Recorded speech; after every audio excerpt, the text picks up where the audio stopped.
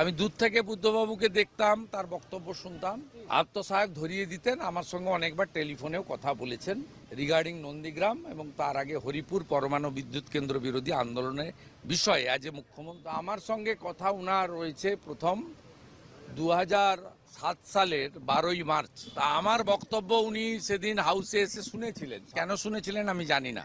মাননীয় বুদ্ধদেব বাবু আমাকে হাত বিছে ডেকেছিলেন। স্পিকার তখন ছিলেন, তিনি আমাকে মার্শালকে পাঠিয়ে বললেন মাননীয় মুখ্যমন্ত্রী আপনার সঙ্গে কথা বলতে চান। তার জন্য আমাকে তৃণমূল কংগ্রেস পানিশমেন্ট দিয়েছিল।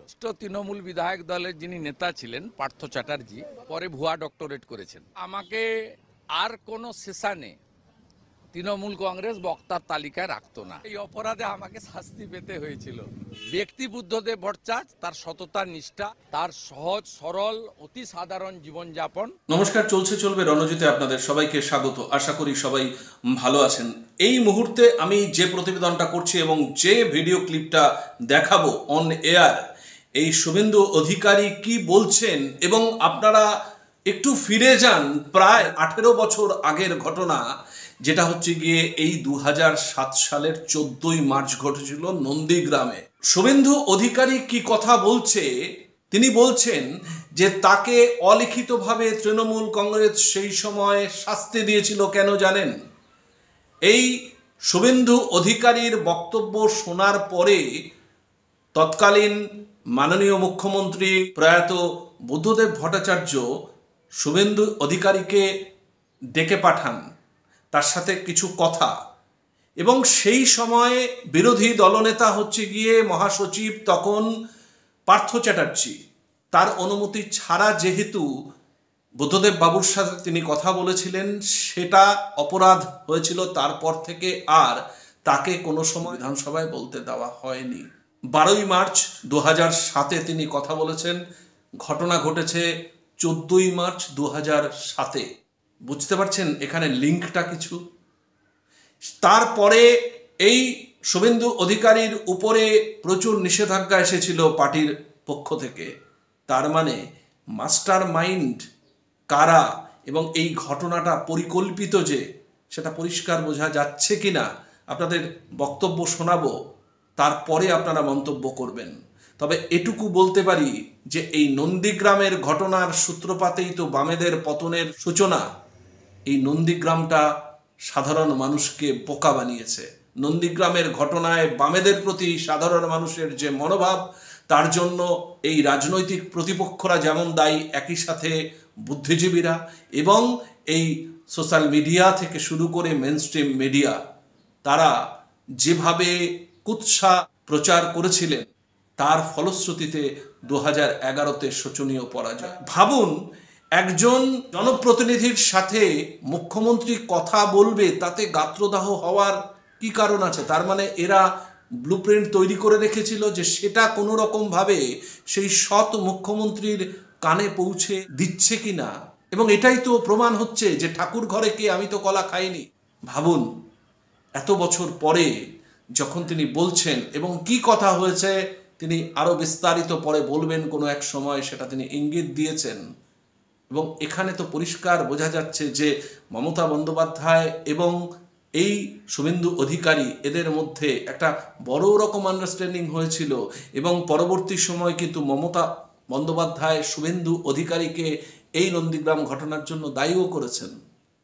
সুতরাং এখানে কে কাকে দায়ী করবে? কিষাণজিকে হত্যা, তার আগে তাদের দৌরাত্ম্য, মুখ্যমন্ত্রী দেখতে চাওয়া কিষাণজির, বুঝতে পারছেন? সুতরাং 2026 এই জিনিসগুলো কি সাধারণ মানুষ কখনো একটু ভাববে? বা এই সিপিআইএম এর পক্ষ থেকে, বামেদের পক্ষ থেকে সাধারণ মানুষকে এগুলো কি একটু ভাবতে বাধ্য করবে? আমার প্রশ্ন সেখানে। যাই হোক, কথা বেশি হয়ে গেল, আপনারা শুনুন। এই সময়ের বিরোধী দলনেতা শুভেন্দু অধিকারী এই বুদ্ধবাবুর প্রয়াণের দিনে এই বক্তব্যটা পেশ করেছেন। একটু অর্থ খুঁজবেন। আমাদের এইরকম অনেক প্রতিবেদন আপনাদের সামনে নিয়ে আসবো। আপনাদের চোখ থাকুক চলছে চলবে রণজিতের সঙ্গে। ধন্যবাদ। 235 আসন নিয়ে বামফ্রন্ট ক্ষমতায় এসেছিল। আমি দূর থেকে বুদ্ধবাবুকে দেখতাম, তার বক্তব্য শুনতাম। বুদ্ধবাবু 2007 সালের 7ই জানুয়ারির পরে মহাকরণে তার আত্মসহায়কের মাধ্যমে আত্মসহায়ক ধরিয়ে দিতেন। আমার সঙ্গে অনেকবার টেলিফোনেও কথা বলেছেন রিগার্ডিং নন্দীগ্রাম এবং তার আগে হরিপুর পরমাণু বিদ্যুৎ কেন্দ্র বিরোধী আন্দোলনের বিষয়ে অ্যাজ এ মুখ্যমন্ত্রী, অ্যাজ এ পাবলিক রিপ্রেজেন্টেটিভ হিসেবে কথা তিনি আমার সঙ্গে বলেছেন। কিন্তু আমার সঙ্গে ফেস টু ফেস কথা আমার পিতৃদেবের সঙ্গে অনেক আগে থেকেই হতো, বিধানসভায় হতো। কিন্তু আমার সঙ্গে কথা উনার রয়েছে প্রথম 2007 সালের 12ই মার্চ রাজ্যপালের ভাষণের উপরে বক্তৃতা ছিল এবং সেখানে আমাকে তৎকালীন আমার দলের পক্ষ থেকে বলার সুযোগ দেওয়া হয়েছিল 20 মিনিট। তা আমার বক্তব্য উনি সেদিন হাউসে এসে শুনেছিলেন। সাধারণত মুখ্যমন্ত্রী বা লিডার অব দি হাউস তিনি লিডার অব অপোজিশনের স্পিচ শোনেন এবং রিপ্লাই দেন। কিন্তু প্রথম তিনি সেদিন শুনেছিলেন, কেন শুনেছিলেন আমি জানি না। আমার বক্তব্য শেষ হওয়ার পরে মাননীয় বুদ্ধদেব বাবু আমাকে হাত বিছে ডেকেছিলেন, হাত দিয়ে। এবং অনারেবল স্পিকার তখন ছিলেন প্রয়াত হাসিম আব্দুল হালিম, তিনি আমাকে মার্শালকে পাঠিয়ে বললেন মাননীয় মুখ্যমন্ত্রী আপনার সঙ্গে কথা বলতে চান। তা আমি অধ্যক্ষ মহোদয়ের পিছন দিয়ে গিয়ে কথা সেদিন বলেছিলাম। কি কথা হয়েছিল তো অনেকবার বলেছি, ভবিষ্যতে বলবো, সংক্ষিপ্ত সময়ে বলবো না। তার জন্য আমাকে তৃণমূল কংগ্রেস পানিশমেন্ট দিয়েছিল। আজকে যিনি জেলবন্দি আছেন তৎকালীন তৃণমূলের যিনি leader of the legislature party ছিলেন, লিডার অব দ্য অপোজিশন, সেই 30 সদস্য বিশিষ্ট তৃণমূল বিধায়ক দলের যিনি নেতা ছিলেন পার্থ চ্যাটার্জি। এই কারণে পার্থ চ্যাটার্জি বললাম কারণ তখন উনি ডক্টরেট হননি, পরে ভুয়া ডক্টরেট করেছেন। সেই পার্থ চ্যাটার্জির কাছে নির্দেশ এসেছিল আমাকে যাতে আর বলতে না দেওয়া হয়। এবং 2007-এর 12ই মার্চ থেকে তৃণমূল কংগ্রেস অলিখিতভাবে 2009-এ আমি বিধানসভা থেকে পদত্যাগ না করা পর্যন্ত, আমি এমপি হয়ে গেলাম 1,73,000 ভোটে, তার আগে পর্যন্ত আমাকে আর কোনো সেশনে তৃণমূল কংগ্রেস বক্তার তালিকায় রাখতো না। আমার অপরাধ একটাই ছিল যে আমি leader of the Trinamool Congress legislature party তার অথবা তৃণমূলের মালিকের পারমিশন ছাড়া কাউকে জিজ্ঞেস না করে সরাসরি বুদ্ধবাবুর সঙ্গে ডেকে ফেলেছেন। আমি চলে গেছি, আমি তখন junior MLA, first time elected. আমি চলে গেছি, এই অপরাধে আমাকে শাস্তি পেতে হয়েছিল।